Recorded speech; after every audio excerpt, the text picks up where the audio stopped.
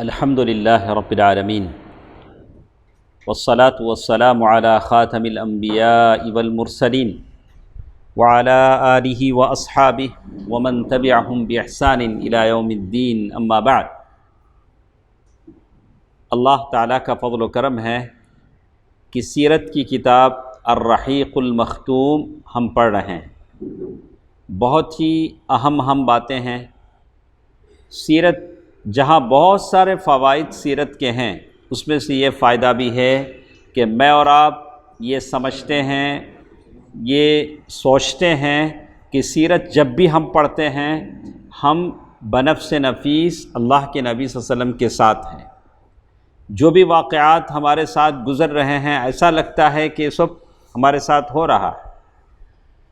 اور سیرت کے پڑھنے سے آدمی کو اب اس کے اندر ہمت، اس کی ڈھارس بنتی ہے، اس کے اندر ایمان اور بڑھتا ہے اور وہ مایوس کن زندگی سے باہر آتا ہے۔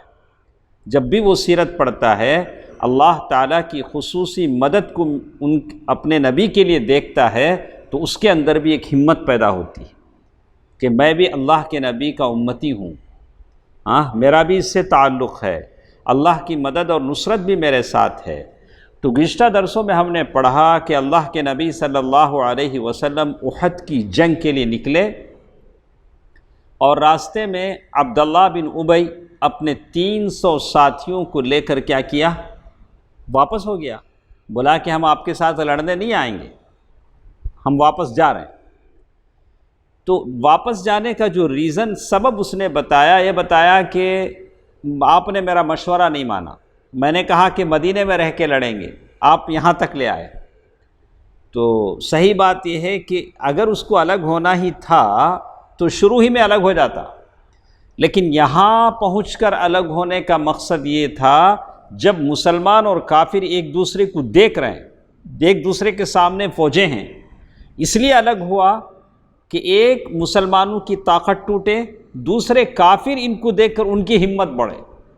تو ایک چیز سے کئی فائدے حاصل کرنا چاہتا تھا، اسی کا نام ہے نفاق۔ منافق کیا کرتا ہے؟ ہر چیز میں اپنا فائدہ ڈھونڈتا ہے، مجھے کیا فائدہ، مجھے کیا ملے گا، ہر کام کے لیے وہ کیا چاہے گا، کچھ نہ کچھ دنیا کا کیا ہو، اس کا فائدہ ہو۔ بالآخر اللہ کے نبی صلی اللہ علیہ وسلم احد کے لیے نکلے ہیں، تو اس طرح اللہ کے نبی صلی اللہ علیہ وسلم کا گزر اس اندھے یہودی کے باغیچے سے ہوا جس نے اللہ کے نبی صلی اللہ علیہ وسلم اور صحابہ کے اوپر دھول اور مٹی اڑانے لگا۔ تو صحابہ نے چاہا کہ اسے قتل کر دے، تو اللہ کے نبی صلی اللہ علیہ وسلم فرمایا کہ اسے قتل نہ کرو، یہ دل کا بھی اندھا ہے اور آنکھوں کا بھی اندھا ہے۔ مربع بن قیضی جو یہودی تھا اور اندھا تھا۔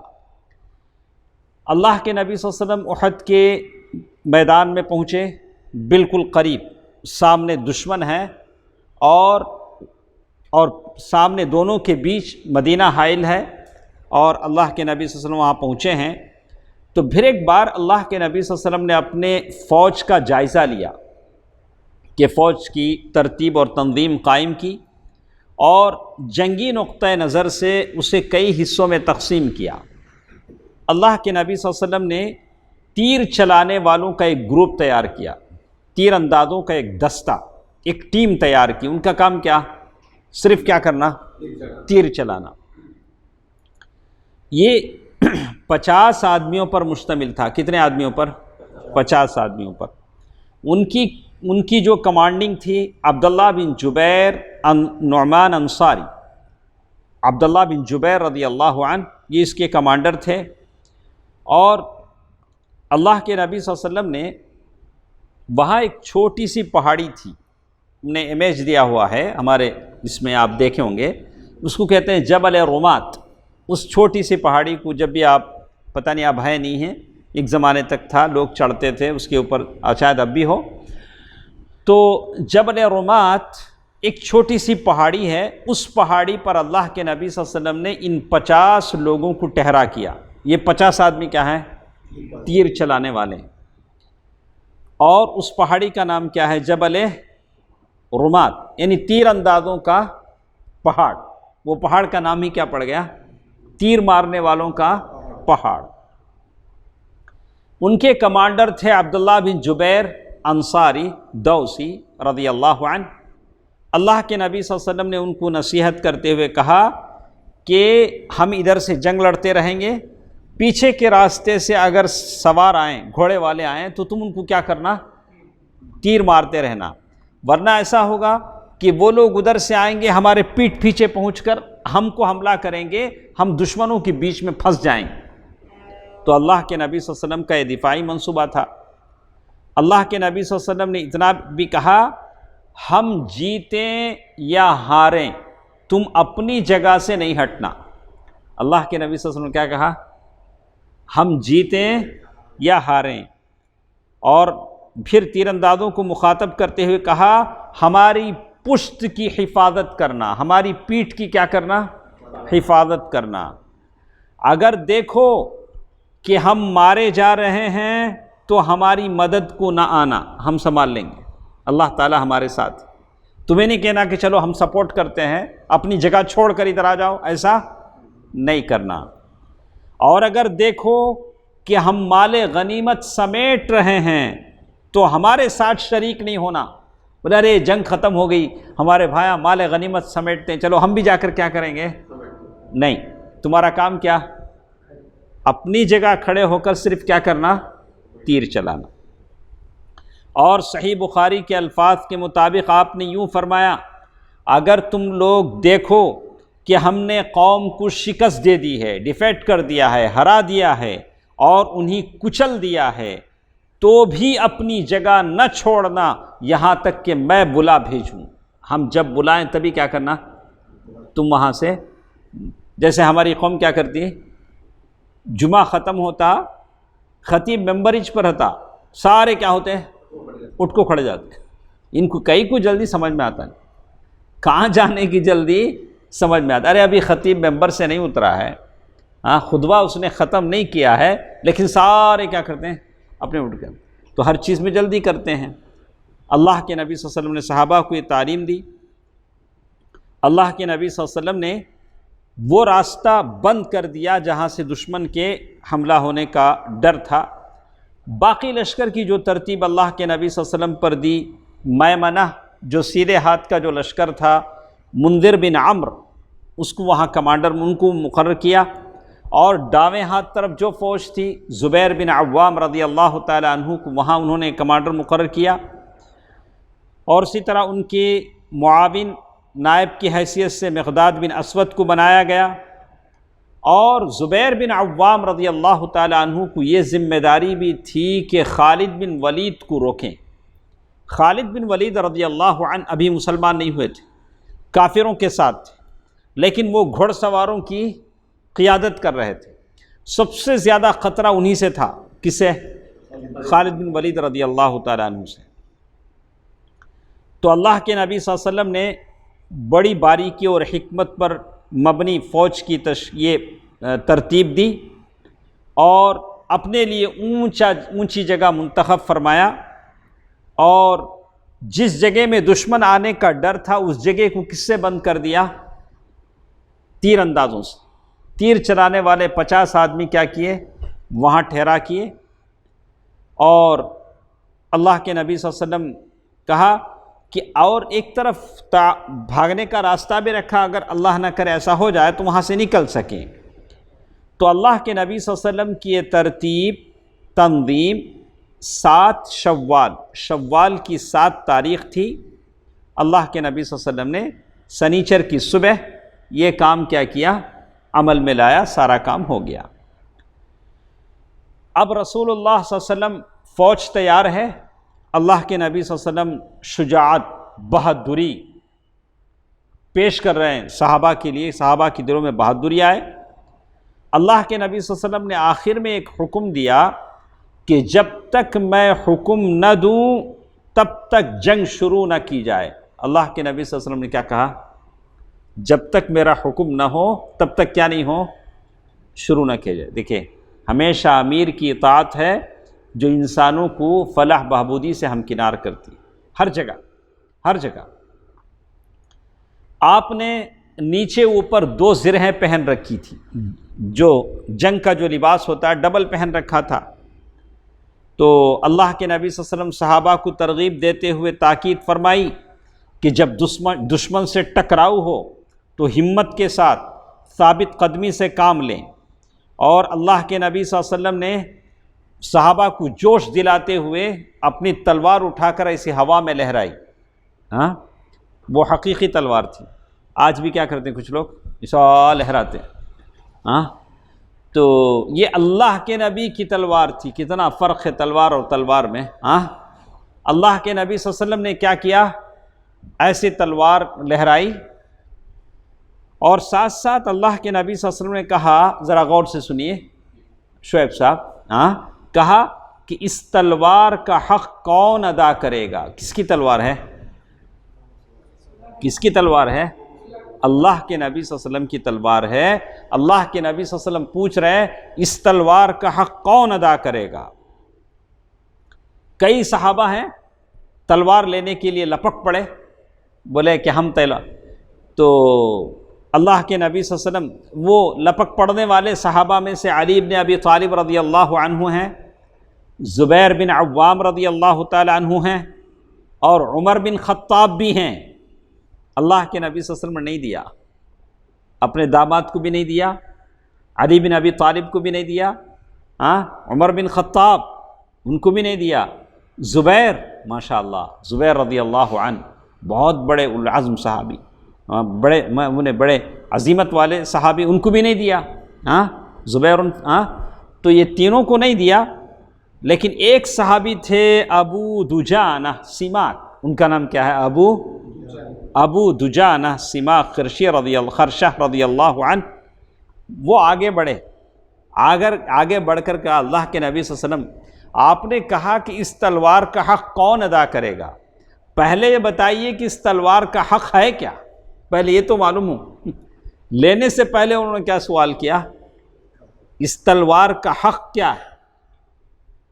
اللہ کے نبی صلی اللہ علیہ وسلم نے فرمایا اس تلوار سے دشمن کے چہرے کو مارو یہاں تک کہ یہ تلوار ٹیڑھی ہو جائے، بینڈ ہو جائے، بھینگی ہو جائے، تب تک کیا کرنا ہے؟ اس تلوار سے لڑنا ہے، دشمن کو مارنا ہے۔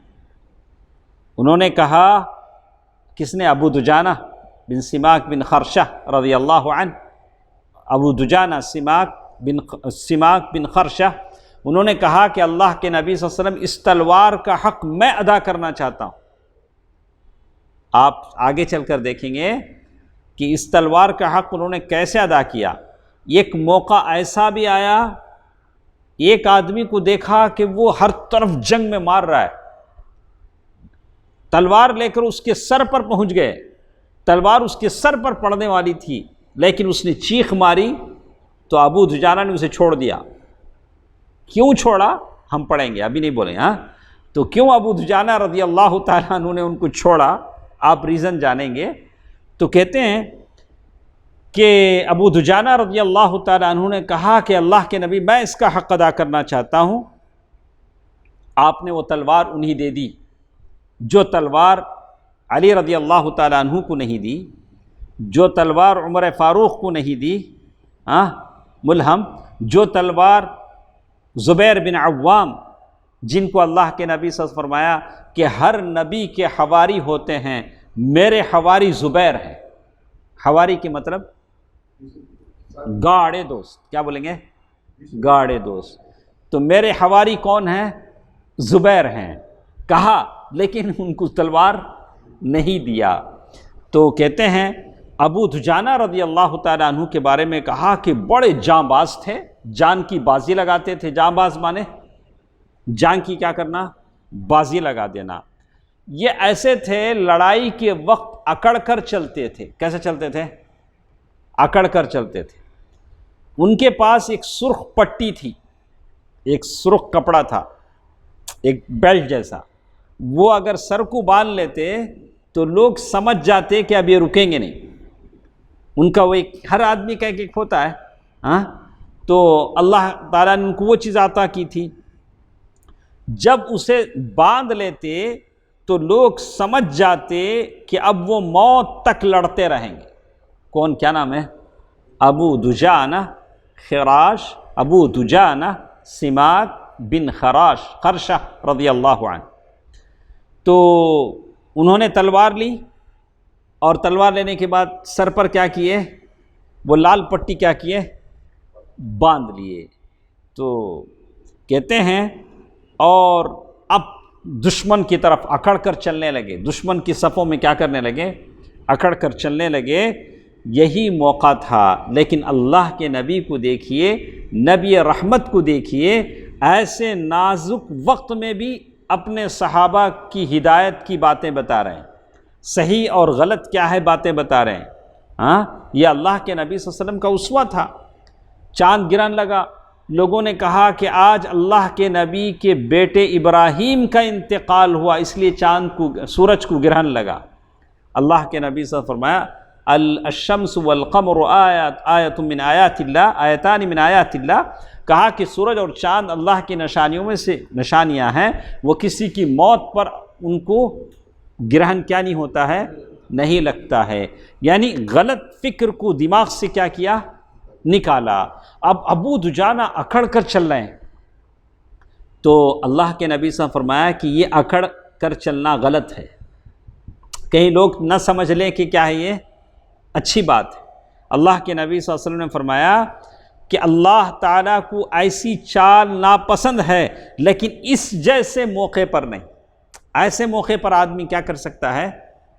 اکڑ کے چل سکتا ہے، تاکہ دشمنوں کے دلوں میں کیا ہو؟ ڈر پیدا ہو۔ اگر آپ کا دشمنوں کا سامنا ہو، کسی سے بات کرنا ہے، کسی طاغوت کے سامنے جانا ہے، آپ مسکین کی طرح ایسا جائیں گے تو وہ آپ کو کچومر کی طرح کیا کرے گا؟ سوکھے پتے کی طرح کیا کرے گا؟ مسل کر رکھ دے گا۔ دو بٹن کھول کے ذرا کیا کرو، ذرا اپنی حیثیت اور وقعت کو کیا کرو، اس کے سامنے بتاؤ، سر اٹھا کر کہو کہ میں کیا ہوں؟ مسلمان ہوں۔ اس لیے کہ اسلام ایک ایسی چیز ہے جس سے اللہ نے آپ کو طاقت دی ہے، عزت دی ہے، تکریم کی ہے۔ اس لیے کہ عزت اور طاقت کس سے ہے؟ اسلام سے ہے، کہ زندگی کے کسی موڑ پر آپ کو شرمانا نہیں چاہیے کہ آپ مسلمان ہیں۔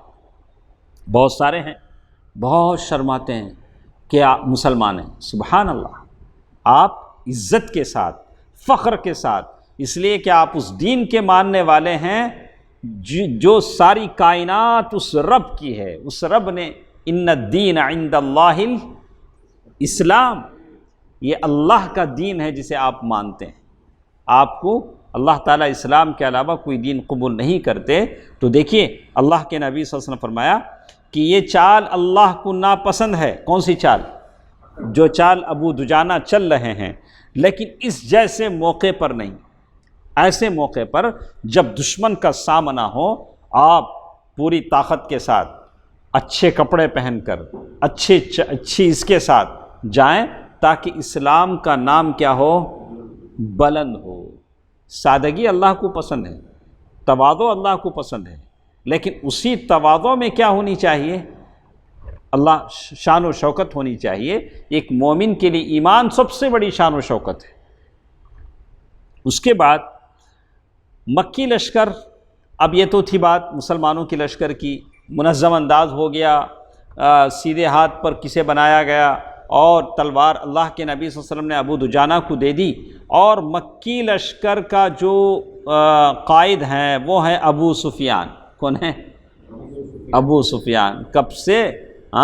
بدر کے جب سے قافلہ لے گئے، اور وہ لشکر کے بیچ میں انہوں نے اپنا مرکز بنایا ہوا تھا، کنٹرول روم، ابو سفیان نے۔ اور سیدھے ہاتھ کی جو فوج تھی اس پر خالد بن ولید تھے، جو ابھی تک مشرک تھے، سیف اللہ المسلول۔ کون؟ خالد بن ولید۔ اللہ کی تلوار، اسلام لانے کے بعد ان کو کیا ملا؟ اللہ کی تلوار۔ تو ان کی وہ حالت تھی۔ اور دائیں ہاتھ پر اکرمہ بن ابی جہل، ابو جہل کے بیٹے اکرمہ تھے فوج پر۔ اور جو پیدل فوج تھی، پیادی فوج، اس پر صفوان بن امیہ تھے۔ کون صفوان؟ عمیر بن وہب کو جنہوں نے بھیجا کہ وہ قتل کرے اللہ کے نبی صلی اللہ علیہ وسلم کو، جب کہ اللہ نے ان کو ہدایت دی، وہ داعی بن گئے۔ صفوان کا بیٹا اور بھائی بدر میں مارے گئے تو وہ بھی بدلہ لینے کے لیے پہنچے، اور تیر اندازوں پر عبداللہ بن ربیعہ مقرر ہوئے۔ اور جنگ احد میں سب سے اہم چیز جو ہمیں دیکھنے کو ملتی ہے وہ بنو عبد الدار یہ قبیلہ ہے۔ وہ قبیلہ ہمیشہ جنگوں میں جھنڈا اٹھاتا تھا۔ جھنڈا اٹھانے کی، جنگ کے جھنڈے کی ذمہ داری کافروں کی طرف سے ہمیشہ کسے ملتی تھی؟ بنو عبد الدار کی۔ بدر کی جنگ میں بھی کافروں کا جھنڈا کس قبیلے کے پاس تھا؟ بنو عبد الدار کا ایک اعزاز تھا کہ جب بھی جنگ ہو فلیگ کون اٹھائے گا؟ ان کے قبیلے والے اٹھائیں گے، کوئی دوسرا اس کو لے نہیں سکتا تھا۔ یہ منصب انہیں اس وقت سے حاصل تھا جب بنو عبد مناف نے قصی سے وراثت میں پائے ہوئے مناصب کو باہم تقسیم کیا۔ سارے زمزم کون پلانا، کعبۃ اللہ کی صفائی کون کرنا، یہ ساری باتیں جب طے ہوئی تو جنگ کے جھنڈے کی تقسیم کسے آئی؟ بنو عبد الدار کے قبیلے میں۔ اب ابو سفیان کو پہلے سے خار تھا، بلا کہ تم لوگ بنو عبد الدار سے ابو سفیان نے کہا آپ لوگ جھنڈا بدر میں برابر اٹھائے نہیں، اس وجہ سے ہمیں بدر میں کیا ہو گئے؟ ہار گئے۔ اب سب ذرا خیال سے اٹھاؤ، جنگ احد میں کیا کرو؟ ذرا خیال سے کیا کرو؟ اچھا اٹھاؤ۔ تو دیکھیے ابو سفیان نے انہیں یاد دلایا کہ جنگ بدر میں ان کا پرچم اٹھانے والا نضر بن حارث گرفتار ہوا تو قریش کو کن حالات سے دوچار ہونا پڑا تھا۔ تو ابو سفیان حقیقت میں ان لوگوں کو غصہ جوش دلانا چاہتے تھے، اس لیے انہوں نے یہ بات کہی، اے بنو عبد الدار، بدر کے روز آپ لوگوں نے ہمارا جھنڈا لے رکھا تھا تو ہمیں جن حالات سے دوچار ہونا پڑا وہ آپ نے دیکھ ہی لیا۔ جھنڈا گرے تو مطلب یہ کہ ساری فوج ہار گئی۔ طاقت کس میں؟ جھنڈے میں۔ اب کی بار آپ لوگ یا تو ہمارا جھنڈا ٹھیک طور سے سنبھالیں یا ہمارے اور جھنڈے کے درمیان سے ہٹ جائیں، ہم خود انتظام سنبھال لیں گے۔ ابو سفیان نے کس سے کہا؟ بنو عبد الدار، ان کے خاندان والوں کو کہا۔ اس گفتگو سے ابو سفیان کا جو مقصد تھا اس میں وہ کامیاب رہا۔ جیسے ہی بنو عبد الدار نے اس کو سنا، ان کو تاؤ آ گیا، ان کو بھی کیا آ گیا؟ وہ جوش آ گیا، ان کو بھی غیرت آ گئی۔ تو انہوں نے کہا کہ ہم اپنا جھنڈا تم کو دیں گے، کل جب ٹکر ہوگی تو دیکھ لینا ہم کیا کرتے ہیں۔ اور واقعی جب جنگ شروع ہوئی تو ایسے انہوں نے مقابلہ کیا کہ جھنڈا اٹھاتے اٹھاتے 7 یا 6 آدمی ان کی کیا ہو گئے؟ مر گئے۔ مسلمانوں نے ان کو کیا کر دیا؟ ایک آدمی جھنڈا اٹھاتا، اللہ تعالیٰ کی فضل سے کوئی صحابی آتے، زور سے ہاتھ مارتے، ہاتھ کٹ جاتا، اس کے بعد اسے کیا کرتے؟ قتل کر دیتے، ایک کے بعد ایک۔ اس خاندان کے کتنے آدمی چلے گئے؟ 6-7 آدمی چلے گئے۔ اب قریش نے چال بازی شروع کی۔ کیا شروع کیا؟ جنگ ابھی شروع نہیں ہوئی، لیکن قریش کی کیا شروع ہوئی؟ سیاسی چال بازی۔ اسے کیا بولتے ہیں؟ سیاسی چال بازی۔ اب جب دیکھیں کہ اب کہیں ووٹنگ ہو رہی ہے، انتخاب ہو رہا ہے، تو مسلمانوں کا جھکاؤ کسی پارٹی کی طرف ہے، تو وہ جو پارٹی والے جو مسلمانوں کے مخالف ہیں کیا کریں گے معلوم؟ یہ مسلمان جن کا ساتھ دینا چاہتے ہیں انہی لوگوں نے ہمارا ساتھ دیا تھا مسلمانوں کو دکھ پہنچانے میں، تو اس طرح مسلمانوں کو کیا ہوگا؟ جس کو ووٹ دینا چاہتے ہیں ان سے بھی ان کا دل کیا ہو جائے گا؟ بگڑ جائے گا۔ تو ایسے ساری چال بازیاں ہوتی ہیں۔ تو آغاز سے جنگ سے پہلے قریش نے کوشش کی کہ مسلمانوں کی صفوں میں پھوٹ ڈالی جائے اور ان کے درمیان آپس میں دشمنی پیدا کی جائے۔ تو ابو سفیان نے انصار کے پاس ایک پیغام بھیج کر کہا آپ لوگ ہمارے اور ہمارے چچیرے بھائی کے بیچ سے ہٹ جائیں، آپ سے ہم کو کوئی مطلب نہیں، آپ سے ہم کو جنگ کرنا نہیں، آپ لوگ محمد صلی اللہ علیہ وسلم اور ہمارے بیچ سے ہٹ جائیں تو ہمارا رخ آپ کی طرف نہیں ہوگا، ہم آپ سے جنگ نہیں لڑیں گے، کیونکہ ہمیں آپ لوگوں سے لڑنے کی ضرورت نہیں ہے۔ تو کیا انصار اس کے لیے راضی ہو جائیں گے؟ وہ تو ایمان کے پہاڑ تھے۔ تو انصار نے نہایت سختی سے جواب دیا، بولا کہ ایسا ہرگز ہو نہیں سکتا۔ اس کے بعد یہ منصوبہ ان کا کیا ہو گیا؟ پانی میں مل گیا۔ ایک دوسرا منصوبہ ان کا تھا ابو عامر الراہب ایک آدمی تھا، تو اس شخص کا نام تھا عمرو بن سیفی، یہ قبیلہ اوس کا سردار تھا۔ یہ کیا تھا؟ پہلے اللہ کے نبی صلی اللہ علیہ وسلم کے مدینہ آنے سے پہلے قبیلہ اوس کا سردار تھا، بعد میں بھاگ کر مکہ چلا گیا، کافروں کے ساتھ مل گیا، اب جنگ کے وقت ان کے ساتھ واپس آیا، واپس آ کر اپنے قبیلے والوں کے سامنے گیا، قبیلہ اوس تو مسلمان ہو گئے، جا کر کہا میں ابو عامر ہوں، مجھے پہچانتے ہو؟ تو اس کا نام تھا راہب۔ اللہ کے نبی صلی اللہ علیہ وسلم نے نام رکھا تھا فاسق۔ کیا نام؟ فاسق۔ جیسے اس نے آ کر کہا کہ میں ابو عامر الراہب ہوں، کیا مجھے پہچانتے ہو؟ تو صحابہ نے ایک ہی زبان سے کہا اچھا تم فاسق ہو۔ سارے صحابہ نے کیا کہا؟ اچھا تم فاسق ہو۔ یہ جاہلیت میں قبیلہ اوس کا سردار تھا، لیکن جب اسلام کی آمد ہوئی تو اسلام اس کے گلے کی پھانس بن گیا۔ وہ رسول اللہ صلی اللہ علیہ وسلم کے خلاف کھلی عداوت پر آیا۔ وہ مدینے سے نکل کر قریش کے پاس پہنچا، تو کہتے ہیں صحابہ نے جواب دیا اللہ تیری آنکھ کو خوش نصیبی نہ کرے۔ تو ابو عامر راہب نے کہا کہ لگتا ہے کہ میرے مکہ چلے جانے کے بعد میری قوم بھی بگڑ گئی ہے، میری اوس جو قوم ہے کیا ہو گئی ہے؟ بگڑ گئی، سارے مسلمان ہو گئے تھے، سارے مسلمان ہو گئے تھے۔ اس طرح سے قریش کی جو کوشش تھی کہ مسلمانوں کے بیچ میں تفرقہ ڈالا جائے، جنگ سے پہلے مسلمانوں کی طاقت کو توڑا جائے، تو یہ چیز کیا ہو گئی؟ ناکام ہو گئی۔ کیا ہو گئی؟ ناکام ہو گئی۔ تو اسی لیے ہم کہتے ہیں کہ میڈیا میں جو خبریں آتی ہیں، جو نیوز آتے ہیں، اسے آپ کیا کرنا؟ سرجیکل ماسک معلوم؟ سرجیکل ماسک کسے بولتی ہیں؟ آپ کو اچھا ماسک گلاؤز ہے، اچھا ماسک اور گلاؤز کی بات، میں کس کی بات کر رہا ہوں؟ گلاؤز کی۔ تو سرجیکل گلاؤز ہیں یا جو بھی گلاؤز ہیں، ہم لوگ کب پہنتے ہیں یا ڈاکٹر کب پہنتے ہیں؟ کوئی بھی کام کرنا ہے بھائی، ذرا نیوز بھی ایسا پڑھنا، یہ نیوز خبریں آتی نہیں تمہارے واٹس ایپ میں، اس کو بھی اتنے احتیاط سے پڑھنا۔ ابھی دیکھیے یہ خبر اس نے پہنچائی کہ کیا کہا انہوں نے، وہ حلالہ بڑے زور پر چل رہا ہے، علماء بہت سارے اس میں شریک ہیں، چلتا ہوگا کہیں، لیکن اس کثرت سے نہیں کہ علماء کو اور ہم کیا کریں، قدغن لگا دیں، علماء کو بدنام کریں۔ تو اس طرح سے علماء کو عوام سے دور کرنے کی کیا ہے؟ سازش ہے۔ ایک مشہور انگلش پیپر نے اسے دے دیا، اخبار نے دے دیا۔ اب اگر کوئی عام آدمی پڑھے گا تو اسے کیا کرے گا؟ صحیح سمجھیں۔ تو کہا کہ ہر خبر کو آپ کیا کریں، اتنی احتیاط سے آپ کو پڑھنا پڑے گا۔ کیسے؟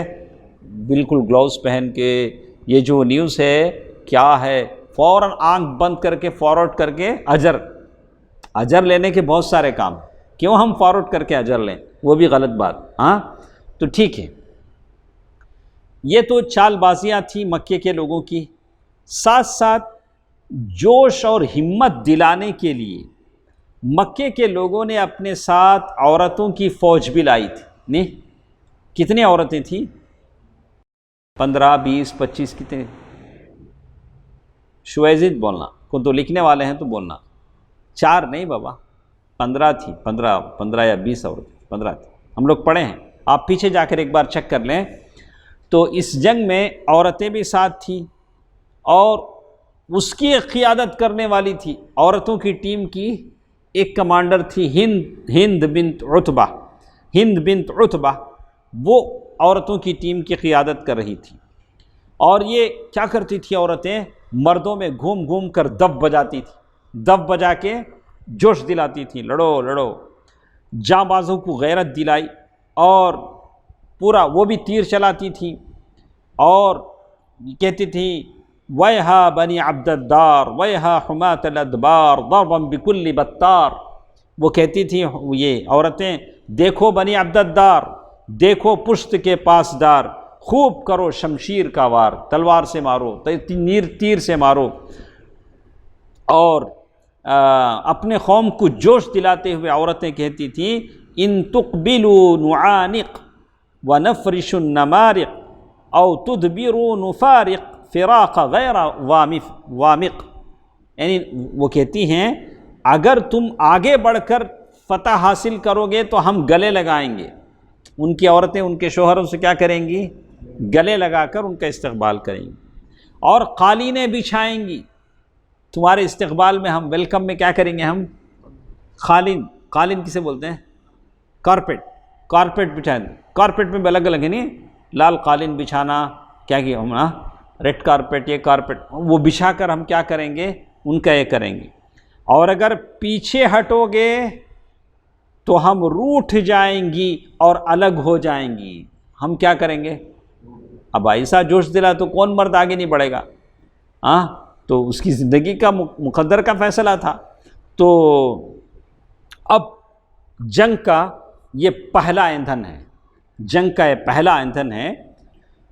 جنگ کا پہلا ایندھن عرب کے لوگ کہتے ہیں کبش الکتیبہ۔ کبش الکتیبہ یعنی جنگ جب ہوگی پہلا آدمی جو مرے گا اس کو کہتے ہیں جنگ کا بکرا، اسے کیا بولتے ہیں؟ پہلا بکرا، کبش الکتیبہ عربی میں کہتے ہیں۔ تو اب دونوں فریق آمنے سامنے ہوئے اور لڑائی کا حملہ شروع ہوا۔ جنگ کا پہلا ایندھن جو بنے ہیں مشرکین کا جھنڈا اٹھانے والا طلحہ بن ابی طلحہ عبدری، بنو عبد الدار کے ہاتھوں میں جنگ کا جھنڈا ہے، تو طلحہ کے ہاتھ میں جھنڈا ہے۔ پہلا بکرا کون بنا؟ وہی بنا۔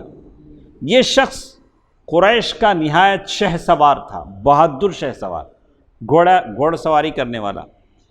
اسے مسلمان کبش الکتیبہ کہتے تھے۔ اس کا نام کیا تھا؟ لشکر کا مینڈا، اس لیے کہ لشکر کا جھنڈا اس کے ہاتھ میں رہتا تھا، وہ لشکر کا مینڈا۔ تو ایسے نام تھے، جیسے عمیر بن وہب کا نام تھا شیطان الجاہلیہ، یہ شیطان قریش، ایسے الگ الگ نام تھے۔ یہ اونٹ پر سوار ہو کر نکلا، پہلے کافروں میں سے اونٹ پر سوار ہو کر مسلمانوں کی طرف آیا۔ آ کر ہم لوگ جنگ بدر میں پڑھ چکے ہیں کہ جنگ ہونے سے پہلے مبارزت کا اعلان ہوتا تھا۔ مبارزت کا اعلان مطلب ادھر سے ایک آدمی نکلتا، آ کر بولتا آؤ کون آتا ہو تمہارے میں سے دیکھ لیں گے، تو ادھر سے ایک آدمی نکلتا۔ اب دونوں لڑتے، ظاہر ہے ایک جیتے گا ایک ہارے گا، تو اس طرح دونوں طرف کیا ہوتا؟ جوش آ جاتا۔ جس کا آدمی مرا یا جس کا آدمی مارا، دونوں طرف کیا ہوتا؟ جوش آ جاتا تھا۔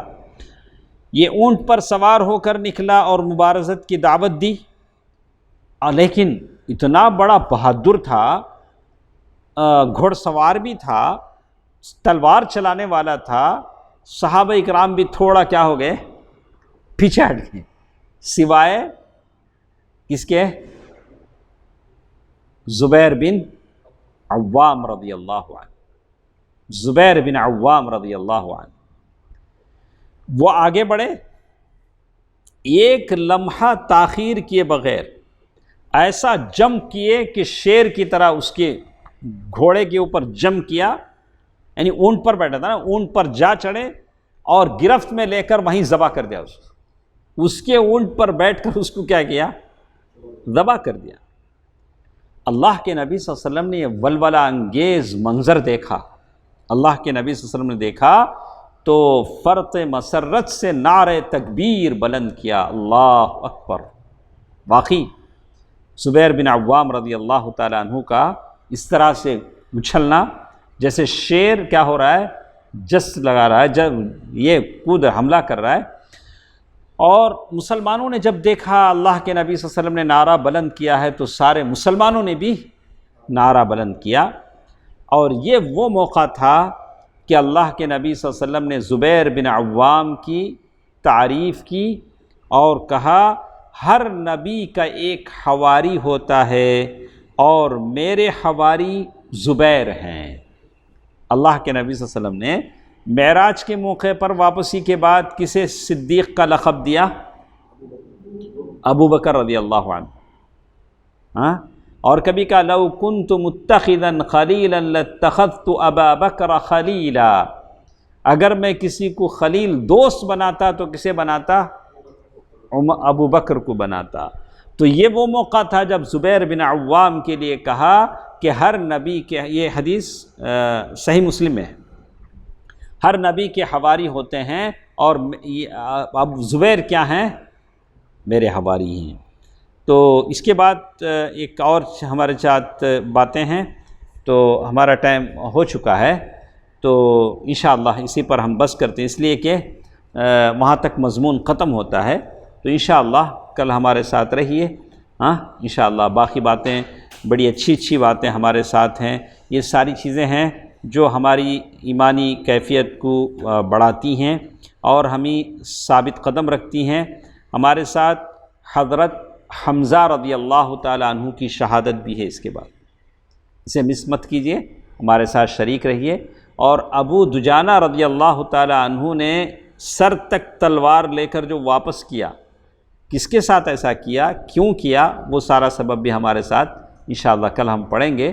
سبحانک اللہم ربنا وبحمدک، اشہد ان لا الہ الا انت استغفرک واتوب الیک، والسلام علیکم ورحمۃ اللہ وبرکاتہ۔